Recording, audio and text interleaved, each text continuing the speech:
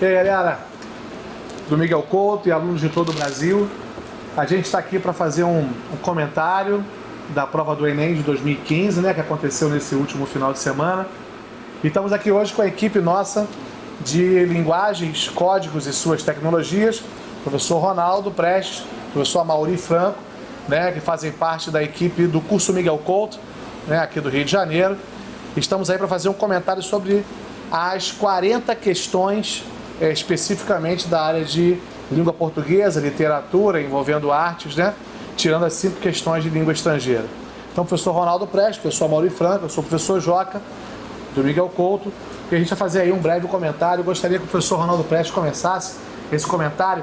O que o senhor achou de uma forma geral dessa prova de 2015? O senhor achou alguma novidade em relação a 2014, 2013? O que o senhor pode falar aí para os nossos alunos e para o Brasil inteiro sobre essa prova de linguagens? Essa prova de linguagem, ela seguiu mais ou menos o padrão dos anos anteriores. Com um pequeno diferencial. Houve mais questões de interpretação de texto, né? Com menos questões técnicas. Isso ficou patente nessa prova. E essas questões de interpretação exigiram do candidato um poder maior de abstração. Por isso ela se tornou um pouquinho mais complexa, um pouquinho mais difícil do que a dos anos anteriores. E o senhor identifica dentro dessas questões de linguagens alguma questão específica de gramática, alguma que tenha valorizado um pouco mais a língua portuguesa em si? Ou o senhor acha que realmente caminhou pela linguística, pela estilística? Como é que foi essa prova desse ano? Foi muito mais pela linguística e pela língua propriamente dita, como se fala em língua falando em gramática. Sim. Foi muito mais pela linguística. Houve 2 questões sobre variabilidade idiomática, isso já estava previsto, só que eu pensei que fossem ocorrer mais questões em função dos anos anteriores, mais questões de variabilidade linguística. Correto. Mas foram 2 questões de variabilidade linguística e 2 questões sobre funções da linguagem. Isso está no universo da linguística, não está no universo da gramática da língua propriamente dita. Em si, beleza. Professor Amaury, dentro da literatura, dentro aí da parte de artes, né, que mal ou bem vão se encaixando, né, vão caminhando juntos, né, uma vez que o senhor vai passando pelas épocas, né, e vai explorando não só a literatura, mas tudo aquilo que naquele momento foi acontecendo na sociedade em termos de expressão. O que o senhor destaca nessa prova? Alguma coisa que tenha sido extra, alguma coisa que não tenha muito caído nos outros anos, que esse ano foi uma surpresa, foi uma novidade, ou tudo caminhou de uma forma normal, ao longo do tempo, caiu de acordo com as épocas? O que o senhor destaca nessa área de literatura, artes, etc.? Eu concordo com o Ronaldo quando ele diz que a prova foi pouco teórica. Na parte de literatura, nós esperávamos um pouco mais de cobrança técnica, tendo em vista que no ano anterior, né, a prova cobrou pelo menos 5 estilos de época e com questões mais teóricas.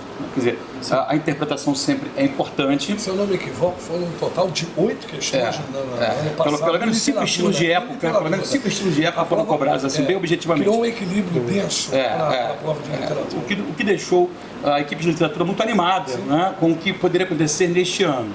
Mas quando o aluno não vê, por exemplo, uma questão de literatura técnica daquele tipo tradicional, que cobra, por exemplo, características de um estilo de época ou outro, ele sempre diz de imediato, não caiu literatura na prova, o que é um engano, o que é um equívoco. Olhando rapidamente alguns autores, né, a gente tinha visto antes, mas agora revendo a prova, Olavo Bilac, né, parnasiano, Manuel Bandeira, modernista, Raul Pompeia, realista e naturalista, dependendo do ponto de vista da obra, o Chico Buarque, né, que é um pós-modernista, pegou a época da ditadura e está aí até hoje, o Graciliano Ramos, que é um regionalista moderno, o Cacaso, que pegou também a época da ditadura, isso foi citado aqui, o Vinícius de Moraes, também modernista, né? E o aluno, o candidato, para que ele possa entender melhor esses textos, o ideal é que ele tenha ouvido falar sobre esses autores em sala de aula. Perfeito. Mesmo que não haja uma pergunta técnica, se ele já ouviu falar sobre Olavo Bilac, sobre Manuel Bandeira, sobre Raul Pompeia, né? Chico Buarque, que está mais presente aí na nossa sociedade contemporânea, Graciliano Ramos, até Cacado, se ele já ouviu falar alguma coisa sobre esses autores, na hora de ver o texto e interpretar o texto, ele se sente um pouco mais confortável. Pô, eu já ouvi falar sobre esse camarada. Esses autores já induzem a um estilo de época? Já induzem a um estilo de época, mas não totalmente. Por exemplo, para citar um exemplo específico, há um texto de Olavo Bilac, né, que é um texto que se refere à pátria. tudo bem? Não é o único texto do Olavo Bilac que se refere à pátria.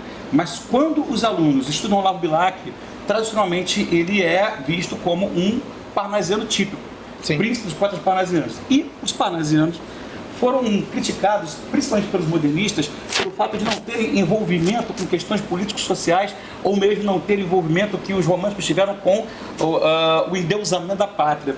E nós vemos aqui um texto diferente, o aluno tem que ficar atento a isso. Então, quer dizer, isso mostra que se o candidato ele tem a mente aberta para entender que os estilos de época não são uma técnica, né, inexorável, ou seja, não é uma coisa que não se possa mostrar um outro lado, se ele ficar engessado, achando que aquele autor característica daquele estilo, sempre vai escrever com as características daquele estilo, aspecto de conteúdo, ele vai ter problemas com isso. Então foi interessante mostrar que um mesmo artista ele pode viajar por estilos diferentes, né, por gêneros diferentes e até por conteúdos que não são os tradicionais da sua obra como um todo. Eu gostei bastante disso.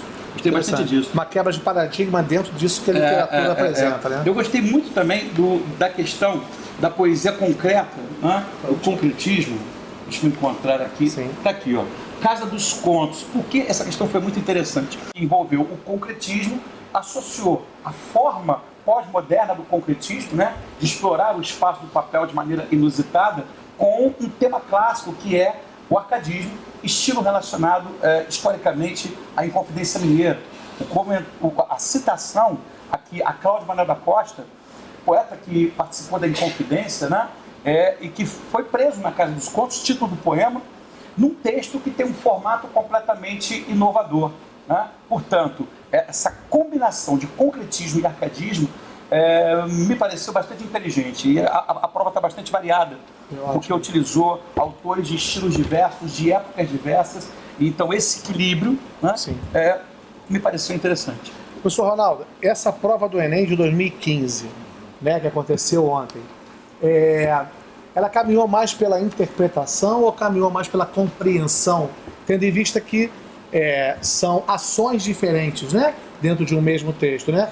O senhor acha que ela foi mais caminhando pela interpretação, quer dizer, bastava o aluno teria que recorrer a algo externo para poder entender o texto, ou bastava lê-lo e, consequentemente, ele teria toda a sua abordagem ali?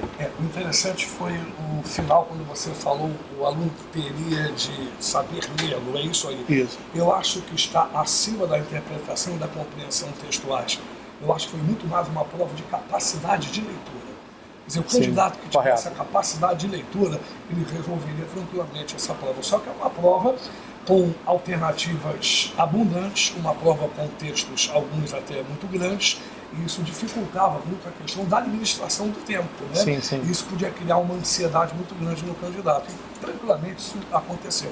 Mas dando uma prova muito mais de capacidade de leitura e se aproximando, por incrível que pareça, do viés da prova da UERJ. Da UERJ. Impressionante isso. O UERJ, que é uma universidade... Eu tenho percebido isso de 2, 3 anos para cá. Está ficando no mesmo temperamento, na mesma têmpera da prova da UERJ. A UERJ, que é uma universidade do estado do Rio de Janeiro, né?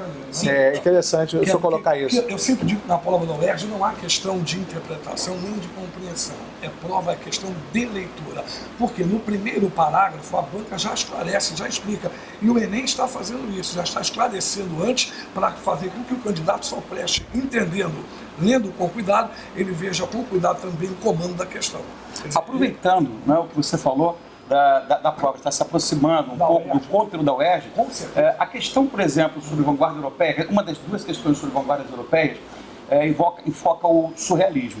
E o autor, a pintura, né, é de um artista chamado René Magritte, que já foi cobrado recentemente na UERJ, uma prova de funções de linguagem, sobre metalinguagem.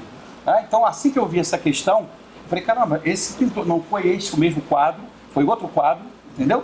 Mas do mesmo pintor René Magritte, certo? Enfocando aí a questão do surrealismo, que é uma vanguarda europeia dentro do campo das artes.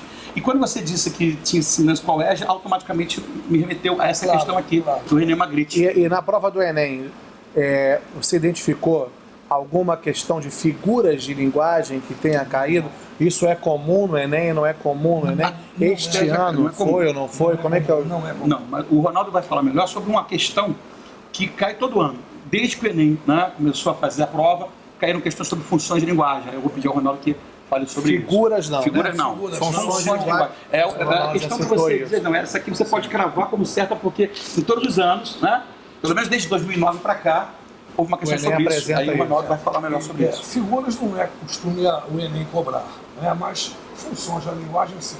Eu pensei até que viessem mais questões, mas veio uma questão sobre funções da Mas linguagem. manteve a tradição de sempre cair uma questão sobre funções da linguagem. E no mesmo enunciado, a banca fez referência a duas funções da linguagem, claro, remetendo o candidato para a resposta de uma só. E para a gente finalizar, então, essa área de linguagens, na opinião do professor Ronaldo, do professor Amaury Franco, a prova foi adequada ao seu tempo de prova? Claro que foi.